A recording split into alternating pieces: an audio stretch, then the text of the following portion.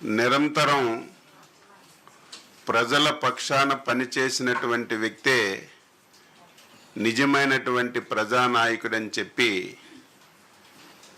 మనందరికి కూడా తెలుసు.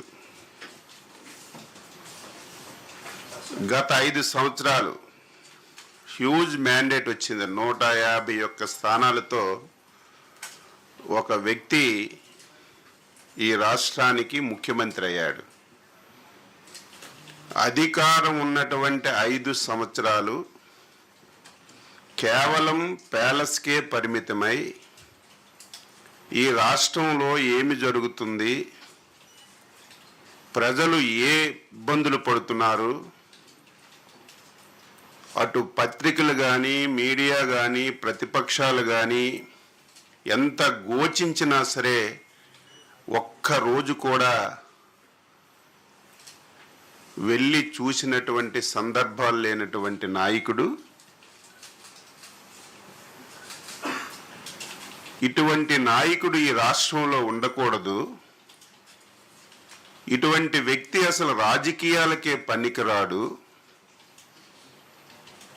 అని చెప్పి 5 కోట్ల మంది తెలుగు ప్రజలు మొన్న జరిగినటువంటి ఎన్నికల్లో చిత్తుగా ఓడించి ఇంటికి పంపించిన విషయాన్ని ఒక్కసారి గుర్తు చేస్తున్నాను. గెలుపు ఓటములు సహజం, ఒక రాజకీయ పార్టీకైనా ఒక వ్యక్తికైనా సహజం. ఎవరమైనా సరే ఓడిపోయేటప్పుడు ఎందుకు ఓడిపోయాం, కారణాలు ఏమిటని అన్వేషించుకొని ముందుకెళ్ళాలి. కానీ ఈరోజు ఆ వ్యక్తి పరిస్థితి చూస్తుంటే, మాటలు వింటుంటే ఆ వ్యక్తి పూర్తిగా స్థితి పూర్తిగా లేనటువంటి వ్యక్తిగా మాట్లాడుతున్నాడు.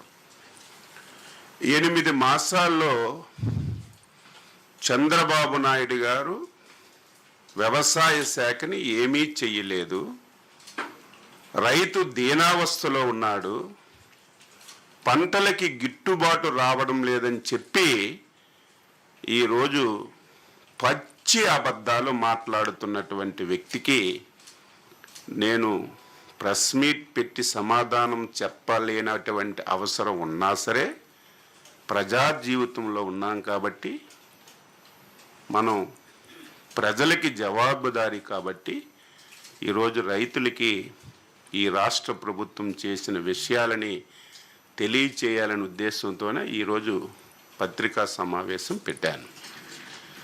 5 సంవత్సరాలు ఈ రాష్ట్రంలో ప్రధానమైనటువంటి శాఖలు 70% మంది బతుకుతున్నటువంటి శాఖలు, ఈ రాష్ట్రానికి ఆదాయ మార్గాలను తీసుకొస్తున్నటువంటి శాఖల్ని 5 సంవత్సరాలు తాళమేసి బిగించినటువంటి వ్యక్తి ఈరోజు ఆ శాఖల గురించి మాట్లాడుతున్నాడు. ఈరోజు వ్యవసాయ అనుబంధ శాఖలు ఈ రాష్ట్రంలో 60-70% మంది వ్యవసాయం అనుబంధ రంగాల మీద ఆధారపడ్డారు. అందులో రాష్ట్రానికి ఎక్కువ ఆదాయ వనరులు వచ్చినటువంటి శాఖ వ్యవసాయ అనుబంధ శాఖలు.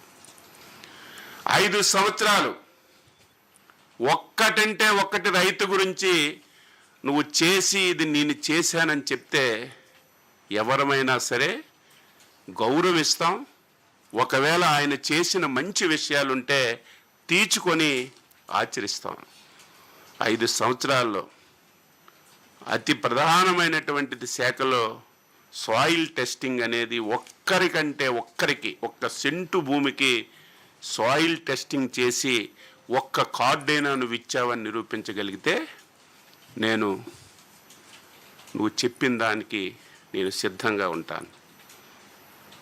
5 సంవత్సరాల్లో మొత్తం వ్యవసాయ శాఖని అట్టగ మీద పెట్టావు. 2014-19లో చంద్రబాబు గవర్నమెంట్లో తీసుకున్నటువంటి అనేక నిర్ణయాలని నువ్వు పూర్తిగా పాతాళలోకాన్ని పాతిపెట్టి రైతుకి తీవ్రమైనటువంటి ఇబ్బందులకు గురి చేశావు. 5 సంవత్సరాల్లో మెకనైజేషన్ కింద ఒక్క పైసా అంటే ఒక్క పైసా నువ్వు ఖర్చు పెట్టావని లెక్కలు చూపించు. ఈరోజు అత్యంత ప్రాధాన్యమైనటువంటిది డ్రిప్పు, స్ప్రింక్లరు, ఇరిగేషన్ మీద ఆధారపడినటువంటి రైతులు ఉన్నారు. అందులో నువ్వు పుట్టినటువంటి రాయలసీమ జిల్లాలో ఎక్కువ మంది డ్రిప్ మీద, స్ప్రింక్లర్స్ మీద ఆధారపడుతున్నారు. ఒక్కరికైనా నువ్వు డ్రిప్ కానీ స్ప్రింక్లర్లు కానీ ఇచ్చినటువంటి సందర్భాలు ఉన్నాయని చెప్పి నేను అడుగుతున్నాను. మేము వచ్చి 8 మాసాలు అయింది, గిట్టుబాటు ధరలు రావడం లేదని గగ్గోలు పెడుతున్నావు. ఏం జగన్మోహన్ రెడ్డి, ఈరోజు ప్రధానమైనటువంటి పంట ప్యాడీ, రైస్. నువ్వు రైతు దగ్గర ధాన్యం ఎప్పుడైనా కొన్నావా అని అడుగుతున్నాను. కొన్న తర్వాత నెలల తరబడి రైతుకు ఒక పైసా ఇచ్చావని చెప్పి నేను అడుగుతున్నాను, ఛాలెంజ్ చేస్తున్నాను. మేము అధికారం వచ్చిన నాటికి 1600 కోట్లు ధాన్యం కొన్నటువంటి రైతులకు నువ్వు బకాయి ఉంటే, ఆర్థికంగా సమస్యలున్నా ఇబ్బందులున్నా రైతే మనకి ప్రాధాన్యతని 1600 కోట్లు నువ్వు పెట్టినటువంటి బకాయిలు తీర్చినటువంటి ప్రభుత్వం ఈ ప్రభుత్వం కాదని నువ్వు చెప్పగలవని అడుగుతున్నా. ఈ సంవత్సరం ఖరీఫ్లో ధాన్యం కొన్నటువంటి 2 గంటల్లోనే రైతుకు డబ్బులు ఇచ్చి ఆదుకున్నది మా ప్రభుత్వం కాదో అవునో నువ్వే సమాధానం చెప్పాలి. ఈరోజు ఏ పంటకి ఇబ్బంది వచ్చినా, మొన్న కందులకి ఇబ్బంది వస్తే నాఫెడ్ని దించుకున్నాం. టమాటా ధర తగ్గిపోతే మార్కెట్ కమిటీల ద్వారా ఒక రేట్ ఫిక్సేషన్ చేసి టమాటాలు కొని మార్కెట్ యార్డుల ద్వారా, రైతు బజార్ల ద్వారా అమ్మక చేశాం. ఇవన్నీ ఈ 8 మాసాల్లో ఎరువులు ఎక్కడైనా సరే లేవని చెప్పి ఎవరైనా చెప్పారా? బఫర్ స్టాక్స్ పెట్టాం. ప్రకృతి విపత్తులు నువ్వెప్పుడైనా ఇన్సూరెన్స్ కానీ ఇన్పుట్ సబ్సిడీ కానీ ఇచ్చిన దాఖలాలు ఉన్నాయా? మేము అధికారం వచ్చిన తర్వాత 5 సార్లు సైక్లోన్లు వచ్చాయి, తుఫాన్లు వచ్చాయి. వెంటనే ఎన్యూమరేషన్ చేసి ఈస్ట్ వెస్ట్ గోదావరికి వస్తే 34 కోట్లు ఇచ్చాం. ఈరోజు కృష్ణా జిల్లాలో వరదలు వస్తే 20 రోజుల్లో ఎన్యూమరేషన్ చేసి రైతుకి, కౌలు రైతుకి డబ్బులు ఇచ్చింది మా ప్రభుత్వం కాదో ఒక్కసారి నువ్వు చెప్పమని చెప్పి ఈ సందర్భంగా కోరుతున్నాను. ఈరోజు గుంటూరు మిర్చి యార్డ్ దగ్గరికి వెళ్ళావు. అబద్ధాలంటే అబద్ధాలు. అసలు ఎవడైనా నవ్వుకుంటాడని కూడా చూడకుండా ఇప్పుడే ఆకాశం నుంచి వచ్చినటువంటి వ్యక్తిగా మాట్లాడుతున్నావు. జగన్మోహన్ రెడ్డి, మాకంటే ముందు 5 సంవత్సరాలు ఈ రాష్ట్రానికి నువ్వు ముఖ్యమంత్రి. గుంటూరు మిర్చి యార్డ్ ఇప్పుడే పుట్టలేదు, నువ్వు ముఖ్యమంత్రి ఉన్నప్పుడు పుట్టింది. అంతకుముందు చంద్రబాబు నాయుడు గారు ముఖ్యమంత్రిగా ఉన్నప్పుడు కూడా గుంటూరు మిర్చి యార్డ్ ఉంది.